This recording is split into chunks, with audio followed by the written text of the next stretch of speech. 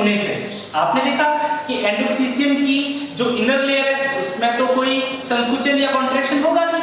क्यों? क्योंकि वो फाइब्रस लेयर है ना, फाइब्रस थिकनिंग उसके अंदर प्रेजेंट है, अल्फा सेलुलोज का डिपोजिशन है उसके अंदर, तो उसमें तो कोई कॉन्ट्रैक्शन होना नहीं है।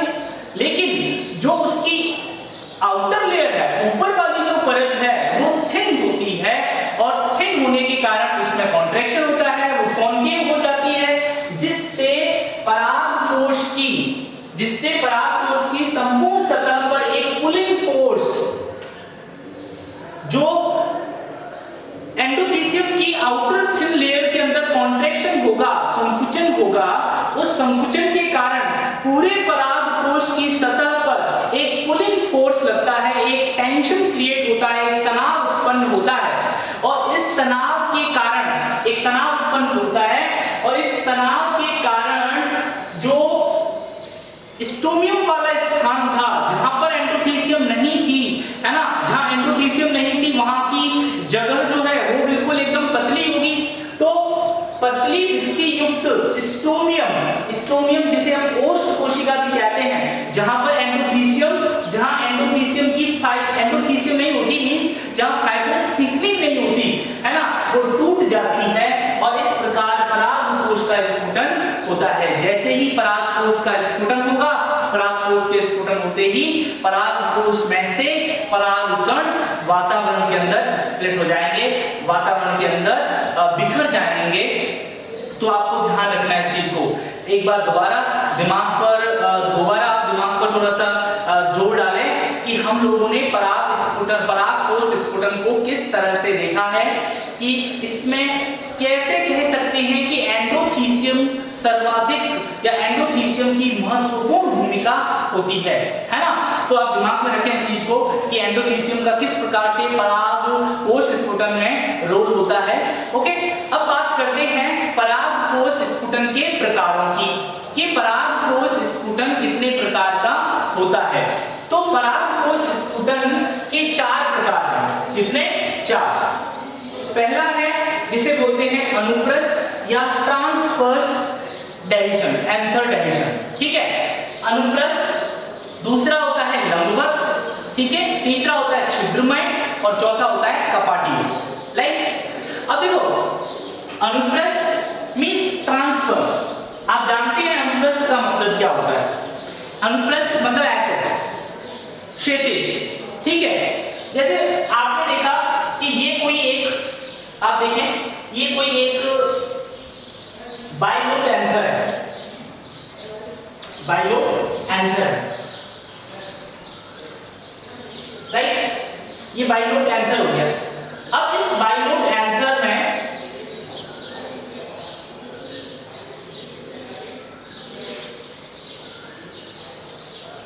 ठीक है, अगर इस बाइलोब एंथर के अंदर इस तरह से, यहां से इस तरह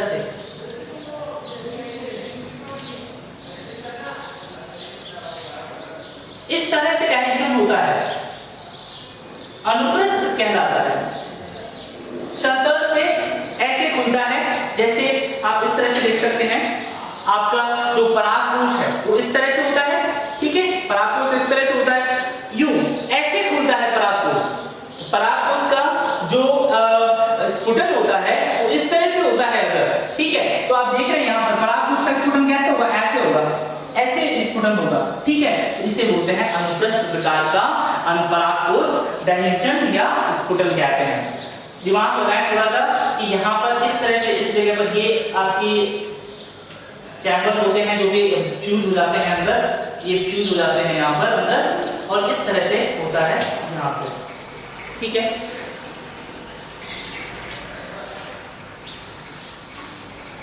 और अच्छे से देख लें आप इसको।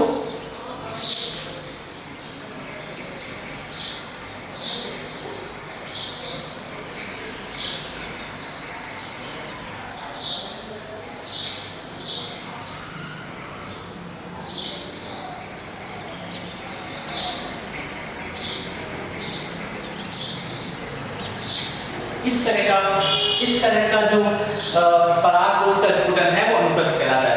खास बात क्या है, परागकोश की पालियां, परागकोश अब अक्ष के अनुप्रस्थ स्फुटित होती हैं। ठीक है, तो परागकोश की पालियां जो है वो अनुप्रस्थ तरीके से स्फुटित होती हैं। क्लासिकल एग्जांपल है इसका तुलसी, ओसियम, आप जानते हैं, तो तुलसी इसका एग्जांपल है, दिमाग में रखना है आपको। सेकंड टाइप जो है वो आपका कौन सा है, लॉन्गिट्यूडनल या लंबवत।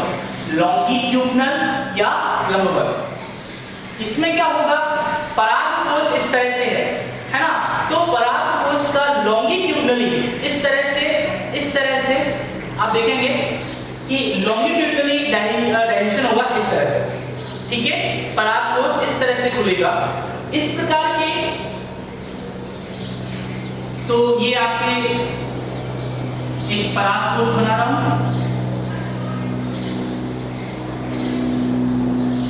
ठीक है, इस तरह से इसके अंदर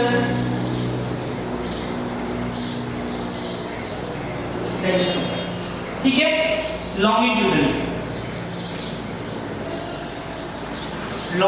कहें, ऊर्ध्वाधर तरीके से कहें, लंबवत कहें, एक ही बात है।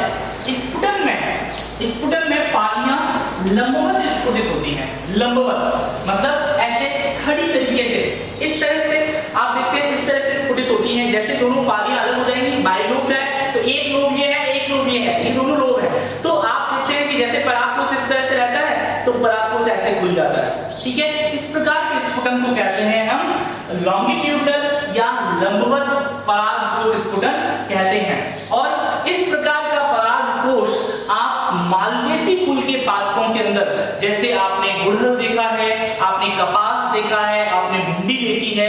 हाँ, भिंडी के अंदर आप बहुत अच्छे से देख सकते हैं।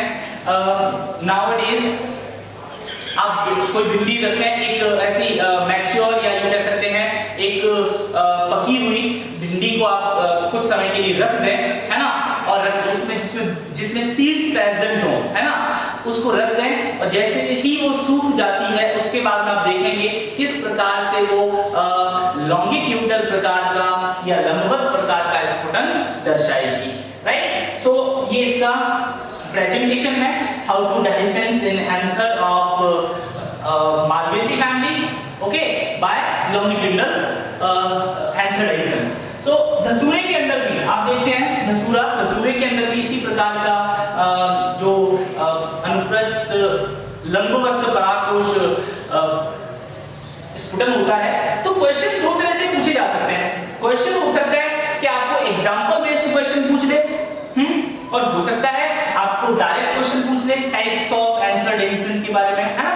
सो ये हो गया सेकंड। अब थर्ड की बात करते हैं। देखिए, थर्ड जो है वो है पोरस टाइप का, छिद्रमय पोरस या छिद्रमय एंथर तहशन परागकोश स्फुटन। क्या होता है इसमें, पोरस मतलब छिद्र। जो परागकोश होता है, परागकोश के शीर्ष पर, परागकोश के शीर्ष पर एक या दो छिद्र बन जाते हैं।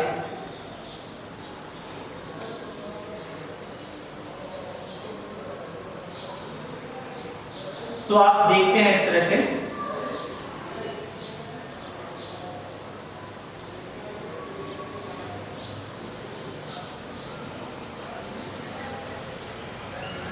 ऐसे परागकोश का जो शीर्ष होता है, उस शीर्ष के ऊपर, यहां इसमें एंथर प्रेजेंट है, यहां पर ये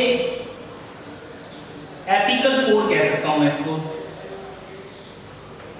एपिकल पोर, शीर्षस्थ छिद्र, है ना। तो एपिकल पोर्स बन जाते हैं ऊपर, एक बन सकता है। मैं यहां पर अगर इसको पूरे को मिक्स, आप जानते हैं वैसे नहीं, ये एक बना दिया, कोई एपिकल पोर जैसे कोई एपियर होता है, और उस एपिकल पोर के थ्रू इसमें से परागकण जो है वो बाहर निकलते हैं। इस तरह से इससे परागकण बाहर निकलते हैं। राइट, सो छिद्रमय शीर्ष पर, परागकोश के शीर्ष पर एक या दो छिद्र बनते हैं। परागकोश के शीर्ष पर एक या दो छिद्र बनते हैं, और इस प्रकार के परागकोश स्फुटन को हम छिद्रमय परागकोश स्फुटन कहते हैं। और ये आपको मकोए सोलेनम के अंदर देखने को, सोलेनम नाइग्रम, है ना, सोलेनेसी फैमिली का ये मकोए, जिसके अंदर आपको देखने को मिलेगा। जो फोर्थ टाइप और लास्ट टाइप जो है वो है कपाटीय, जिसको वाल्वेट या वेबुलर कहते हैं, वाल्वुलर भी कहते हैं। वाल्व से वर्ड आया है, वाल्वुलर या वैल्वेट टाइप, कपाटीय।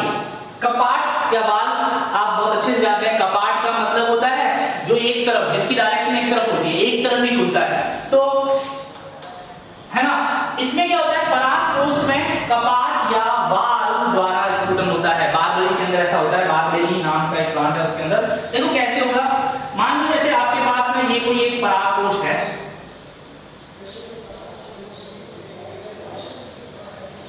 ये कोई पराग कोश है, ठीक है। इस पराग कोश के अंदर जैसे ही ये मैच्योर हो जाएगा और इसका स्फुटन का वक्त आएगा, तब इसमें से कुछ वाल्व जैसे स्ट्रक्चर, इसकी जो वॉल है वो वॉल इस तरह से वाल्व के रूप में, इसकी जो वॉल है, भित्ति जो है,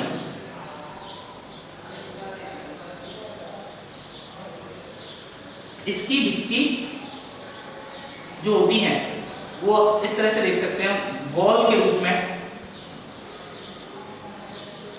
है ना, ऐसे वाल्व के रूप में हट जाती है, और जिसमें से यहाँ इसको स्पेस मिल जाता है, ऐसे स्पेस मिल जाता है इस जगह पर, और इसमें से परागकण जो इसके अंदर परागकण उपस्थित थे वो परागकण इसमें से स्प्लिट हो जाते हैं या डाइजेशन हो जाता है।